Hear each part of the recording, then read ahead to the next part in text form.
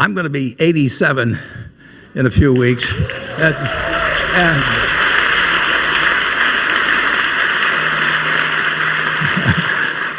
for decades, I've been buying small businesses after they become big. So I pay hundreds of millions of dollars.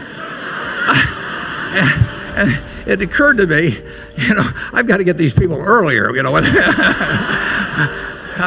This country is incredible. I mean, if you think about it, if you put three of me end to end, not that I'm suggesting that, but if you put three of me end to end at 87, it's 20 years before Thomas Jefferson wrote the Declaration of Independence. 3 lifetimes like mine, and you've transformed a prairie land, basically. Nothing was here, into $92 trillion. That's the most recent estimate of American wealth, from nothing.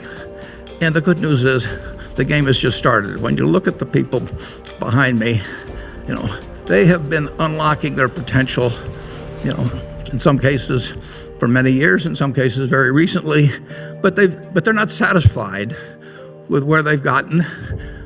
They want to keep moving forward, and this country gives them the opportunity to do so. Coming through the line, I'd never met him before, a young man shook my hand, and he said he lived 4 blocks away from me in Omaha. Maybe he could raise his hand. I live in a upper middle class neighborhood. It's a little higher middle class because I live in it in terms of the average income. But, the kids all go to public school in the neighborhood. They don't automatically get cars when they're 16 or anything of the sort. Every person in that neighborhood is living better than John D. Rockefeller Sr. lived when I was born in 1930. Think of that. In medicine, in education, entertainment, in travel, you name it, they are in a better position in life, essentially, than he was in the year I was born. That's in one person's lifetime. And the game is just starting. So anytime you hear anybody say, that your children aren't going to live better than you do, or your children's children and so on, it's ridiculous.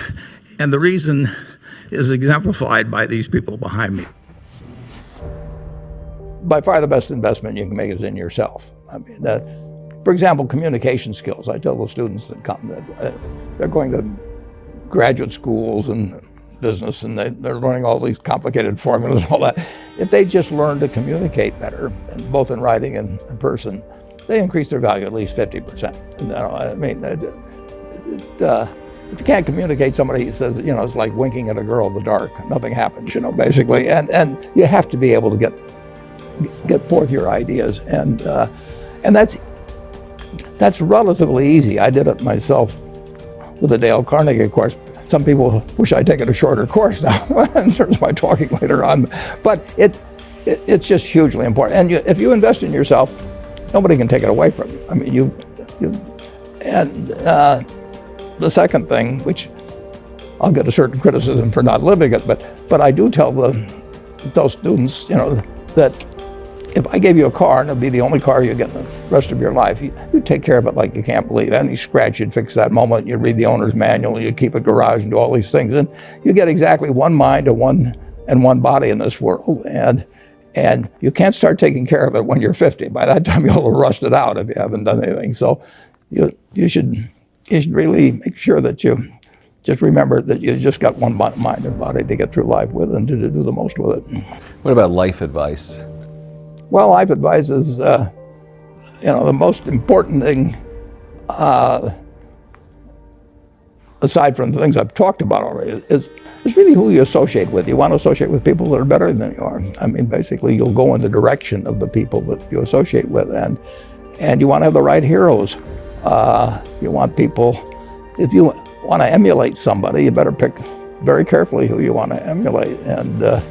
And when obviously you can't pick your parents. They're going to have an enormous influence on you, but you don't get a choice on that. But you get choices as you go down the line, and who you admire, who you want to copy, and the most important for most people in terms of that decision is their spouse. It's also important in terms of a partner in business, but the partner in life is the most important one. You want to pick a spouse that's a little bit better than you are, and then he or she, and you hope they don't figure it out too fast. The most important thing is to be able to define which ones you can come to an intelligent decision on and which ones are beyond your capacity to evaluate. You don't have to be right about thousands and thousands and thousands of companies. You only have to be right about a couple.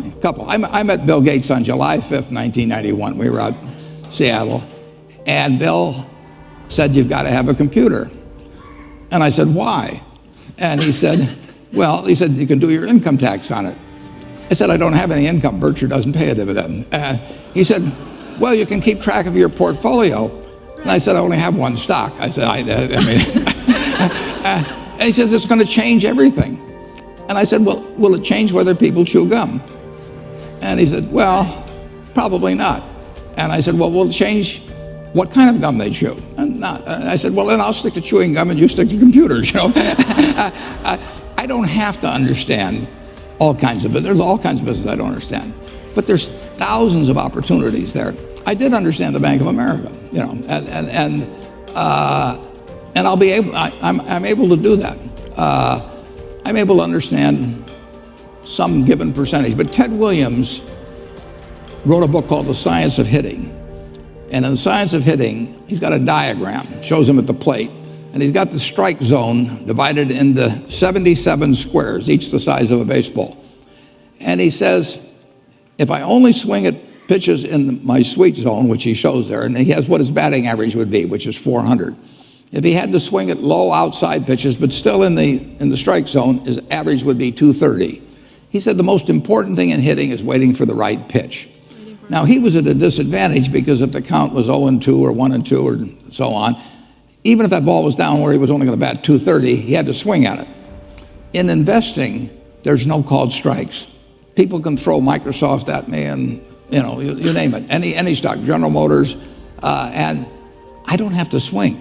And nobody's going to call me out on called strikes. I only get a strike called if I swing at a pitch and miss.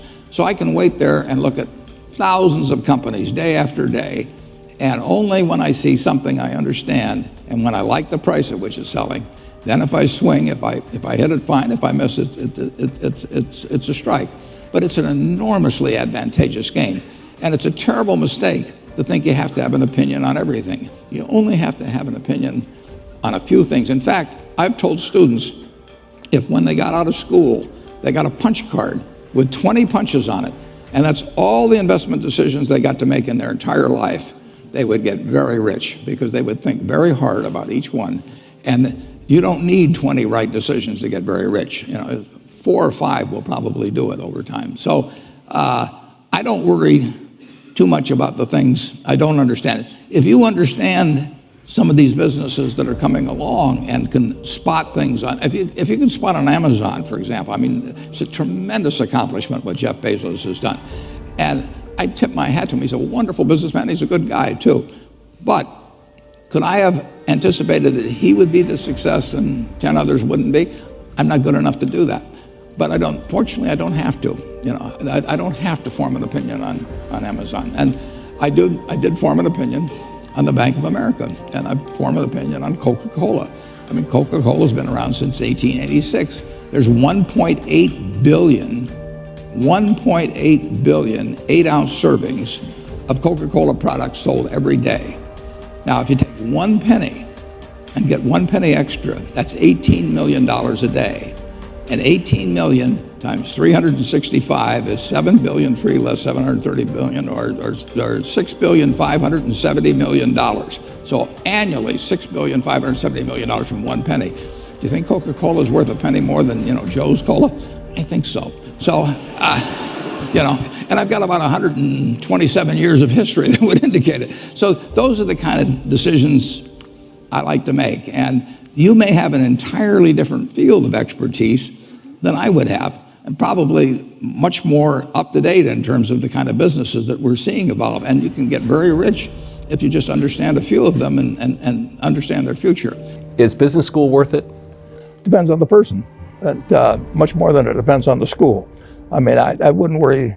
Some people are going to get a lot out of advanced education, and some people are going to get very little. And I don't even think it's important that every person go to college at all. I mean, we have all kinds of jobs at 70 or so thousand a year, or 80,000 a year, that college training is not of use. And I actually was not keen on going to college myself. Yeah, my dad kind of jollied me into it. He could get me to do anything, but if they'd had an SAT test in those days, he would have taken the test for me.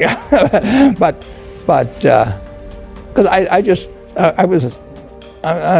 knew I could have a good time, and I liked investing, and I didn't really feel I could read the books. So I don't, it's a big commitment to take 4 years, and the cost involved, and maybe the loans involved, and everything. And I think, depending on what your interests are in life, I don't think it's for everybody. I think it's for a lot of people, but there ought to be a reason you're going, and I didn't really see much reason.